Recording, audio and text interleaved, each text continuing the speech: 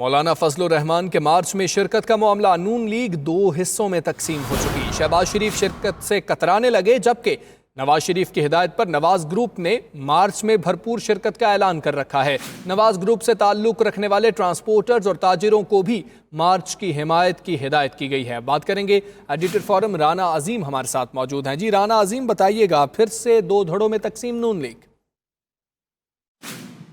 جی بالکل، مولانا فضل الرحمان کے مارچ میں حصہ لینے کے حوالے سے مسلم لیگ نون دو حصوں میں تقسیم ہو چکی ہے۔ میاں شہباز شریف جو ہے وہ مفاہمت کی سیاست چاہتے ہیں اور کسی صورت میں بھی وہ مولانا فضل الرحمان کی ٹکراؤ کی سیاست کے حق میں نہیں ہے، جبکہ دوسری طرف میاں نواز شریف کی ہدایت پر میاں نواز شریف کے قریبی ساتھیوں نے کھل ڈل کر جو ہے مولانا فضل الرحمان کا ساتھ دینے کا فیصلہ کر لیا ہے، اور اس رائے نے اس بات کی بھی تصدیق کی ہے کہ میاں نواز شریف نے واضح طور پر احکامات جاری کیے ہیں کہ ان کے تمام ساتھی اس پروٹیسٹ میں بھرپور طریقے سے حصہ لیں، اور صرف حصہ ہی نہیں لینا بلکہ مالی طور پر بھی مولانا فضل الرحمان کی سپورٹ کی جائے۔ اور اسی وجہ سے ٹریڈر ونگ، لیبر ونگ اور مسلم لیگ نون کے جو ٹرانسپورٹ ونگ ہے ان کو بھی ہدایت جاری کی گئی ہے کہ میاں نواز شریف کا یہ حکم ہے، جس کے بعد مسلم لیگ نون نواز شریف گروپ سے جو تعلق رکھنے والے نواز شریف کے قریبی ساتھی ہیں وہ اس میں بھرپور طریقے سے متحرک ہو کر انہوں نے کام شروع کر دیا ہے، جبکہ دوسری طرف میاں شہباز شریف اور ان کے قریبی جو ساتھی ہیں